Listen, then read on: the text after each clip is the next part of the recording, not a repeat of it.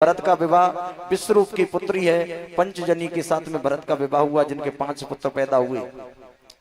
और भरत की नित्य प्रति भगवान की आराधना करते हैं कि कर नित्य करहि राम पद पूजा और हरे तजे भज हरे तजे की मापी भजन नहीं दूजा। श्री राम जय जय राम, श्री राम जय जय राम। कर नित्य करहि राम पद पूजा हरे तजे की मापी धर्म नहीं दूजा।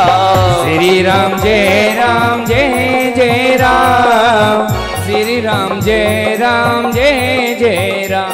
बोलो रघुपति राघव राजा राम पति के पावन सीताराम। बोलो रघुपति राघव राजा राम पति से पावन सीताराम।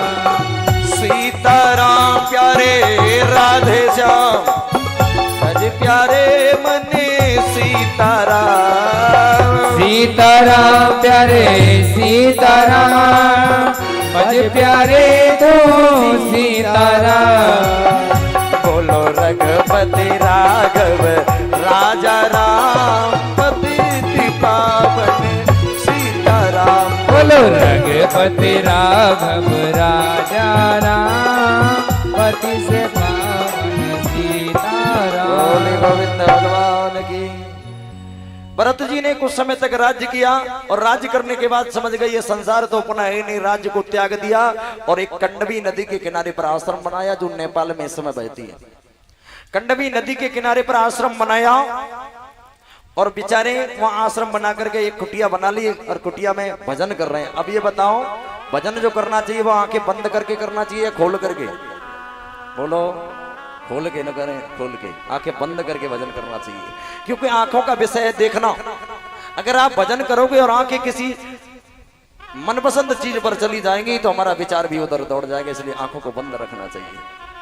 अब भरत जी बेचारे सबसे बड़ी कमी है भजन तो करते हैं पर आंखें खोल के राम राम राम राम राम राम राम राम हरे कृष्ण कृष्ण कृष्ण हरे हरे हरे कृष्ण कृष्ण कृष्ण हरे हरे। आंखें खुली है। उसी कंडवी नदी में एक हिरणी जल पीने के लिए आई और हिरणी जब जल पीने के लिए आई तो देखा पीछे से एक सिंह आ गया, शेर आ गया। शेर ने हिरणी पर जैसे झपट्टा लगाया उसने छलांग लगाई तो बेचारी नदी को पार तो नहीं कर सकी, बीच धारा में बह गई और उसके पेट में वो गर्भवती थी, पेट में जो बच्चा था वो बाहर निकल गया। और जैसे ही बच्चा बाहर निकला अब ध्रुव जी तो आंखें खोल के भजन कर रहे हैं राम राम राम राम राम।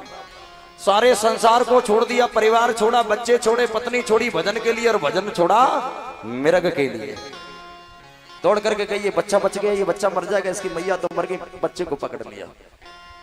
अब बेचारे रोजाना भजन करते थे, भजन करना तो भूल गए, बच्चे को नहलाना खाना पिलाना बस बच्चे के चक्कर में पड़ गए। धीरे धीरे समय गुजरा, ये हिरण का बच्चा बड़ा हुआ। एक दिन इसने अपनी बिरादरी के और हिरण देखे, रस्सी को तोड़ करके भाग गया। सिर धुन धुन करके पछताने लगे, अरे ये हिरण तूने मेरे साथ में धोखा किया, मैंने तेरे लिए भजन के लिए तो परिवार छोड़ा और तेरे लिए भजन छोड़ा और तू भी मुझे धोखा दे करके चला गया। अंत में मृत्यु हो जाती है सज्जनों। शास्त्र ये कहता है अंत मति सो गति, अंत में जैसी मति होती है भगवान वैसी गति कर देता है। और बताया कि संत हृदय नवनीति समाना। संत की कोई कितनी बुराई करिए पर पास में आ जाए तो जाना पड़े। कि संत हृदय नवनीति समाना। नवनीत कहते हैं मक्खन को, संत का हृदय मक्खन की तरह होता है, हथेली पे रखो असली मक्खन होगा तो पिघल जाएगा। कि संत हृदय नवनीति समाना और कहा कविद पर कहीं न जाना। श्री राम जय जय राम, श्री राम जय जय राम। निज प्रताप द्रवहे नवनीता पर दुख द्रवहे संत सुपनीता।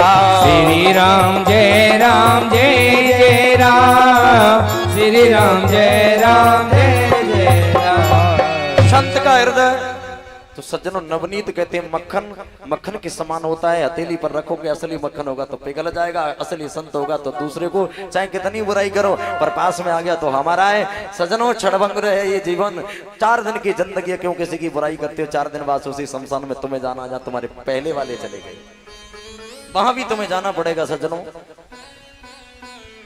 कि अंत काल में भी रहा मृग शावक का ध्यान, पूर्व जन्म में मृग भय राजा मोह निधान। अंत में मृग का विचार करते हुए मरे तो मृग बन गए, मृग योनि से में इनकी मुक्ति हुई तो अंत में ये जड़ भरत के रूप में प्रकट भये। सज्जनों अब जड़ भरत कैसे? जड़ भरत के रूप में प्रकट भये। सारे गांव वाले परिवार वाले पागल कहते ये बालक तो पागल है। एक दिन पिताजी बोले जड़ भरत से, बेटा हमने जो गेहूं बोए ना, हाँ हमने जो गेहूं बोए उसको चिड़ियां खा रही होंगी, गेहूं को रखाना है तुम्हें। क्या कहा? बोले गेहूं को तुम्हें रखाना है, गेहूं रखाने। बोले हाँ ठीक है पिताजी। अब ये बेचारे खेत की तरफ चल दिए और जब ये खेत की तरफ गए सज्जनों, चिड़ियां जैसे ही गेहूं खाने के लिए आई, भाई बहन चिड़ियां जब गेहूं खाने के लिए आई तो चिड़ियाओं से क्या कह रहे? क्या कह रहे भरत जी? अरे राम जी की चिड़िया और राम जी के खेत, देखो ऐसे रखाया जाता है खेत।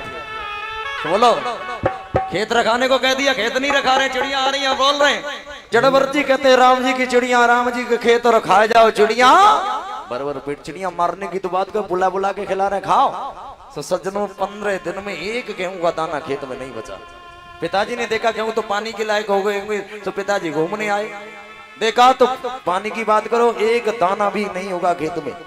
जड़ भरत को बुलाया, मूर्ख इधर आ, जड़ बुद्धि इधर आ, मैंने तुझसे ये कहा था कि खेत में चिड़िया रखानी है तो चिड़िया नहीं रखाई। बोले पिताजी राम जी की चिड़िया राम जी के खेत राम जी के हम, और हम उनके खेत में कैसे रखा सकते हैं? ये खेत तो उनका है। एक चांटा दिया मूर्ख, चल भाग यहाँ से। घर से निकाल दिया सज्जनों, घर से निकाल दिया। जंगल में गए सज्जनों, जैसे तैसे बेचारे एक समस्या से निकल पाए कि बेचारे जंगल में थे।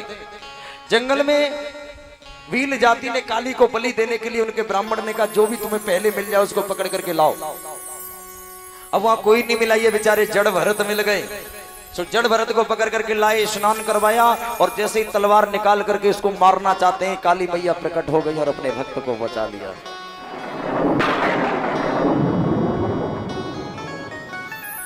काली मैया प्रकट वही भक्त को बचा लिया।